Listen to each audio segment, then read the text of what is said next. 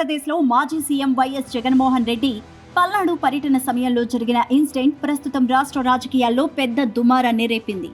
సింగయ్య అనే వ్యక్తి జగన్ ప్రయాణిస్తున్న వాహనం కింద పడి మరణించారంటూ ఆరోపణలతో ఈ కేసు నమోదు కాగా జగన్ను రెండవ నిందితుడిగా A2గా చేర్చారు. దీనిపై జగన్ తనపై నమోదైన కేసును రద్దు చేయాలంటూ హైకోర్టును ఆశ్రయించారు. హైకోర్టు ఈ పిటిషన్పై విచారణ జరిపిన సందర్భంగా పోలీసులు ఈ కేసులో ముందస్తు చర్యలు తీసుకోకూడదని స్పష్టం చేసింది. తదుపరి ఆదేశాల వరకు ఎలాంటి అరెస్టులు చేయొద్దని కూడా చెప్పింది. ఇదే సమయంలో వీడియో ఆధారాల భిన్నతలపై కూడా కోర్టు ఆరా తీసింది. ఘటనకు సంబంధించి సోషల్ మీడియాలో విపరీతంగా వ్యాపించిన వీడియో పైన ఫోరెన్సిక్ పరీక్షలు చేయించి ఫోన్ ఐడి, లొకేషన్ను ధృవీకరించి వీడియో నిజమైనదే అని నిపుణులు నివేదిక అందించినట్టు సమాచారం. ఇక వీడియో తీసిన క్షణం నుంచి ఆ వీడియో డ్రోన్ ఫుటేజ్ వరకు అన్ని ప్రభుత్వ న్యాయవాదులు కోర్టుకు సమర్పించబోతున్నారు. మరోవైపు ప్రమాదం జరిగిన వాహనానికి సంబంధించి అన్ని అవసరమైన ఫిట్నెస్ పరీక్షలు పోలీసులు నిర్వహించారు.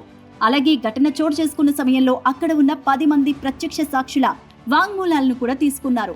ఇక ఈ కేసులో నిందితులుగా ఉన్న వారిలో వైవి సుబ్బారెడ్డి, పేర్ని నాని, విడుదల రజనీ సహా పలువురు ఉన్నారు. అయితే ఈ ఘటనకు ప్రధాన సంబంధిత వ్యక్తిగా భావిస్తున్న డ్రైవర్ రమణారెడ్డి విచారణకు పూర్తిగా సహకరించకపోవడంపై ప్రశ్నలు తలెత్తుతున్నాయి. అతను వీధిలో పడిన వ్యక్తిని గమనించలేకపోయాను అని చెప్పినట్టు తెలుస్తోంది. ఇక ఫోరెన్సిక్ నివేదిక మరియు ప్రత్యక్ష సాక్షుల వాంగ్మూలాలతో పాటు డ్రైవింగ్ విషయాల్లో సమగ్రత పరిశీలన చేసేందుకు పోలీసులు సిద్ధమవుతున్నారు. ఇక ఈ కేసులో వచ్చే జూలై 1 తేదీన కీలకమైన మలుపు తిరగబోతోంది. ఈ కేసులో కోర్టు తీసుకునే నిర్ణయం రాజకీయ పరంగా గట్టి ప్రభావాన్ని చూపే అవకాశం ఉందంటూ విశ్లేషణలు, అభిప్రాయాలు వినిపిస్తున్నాయి.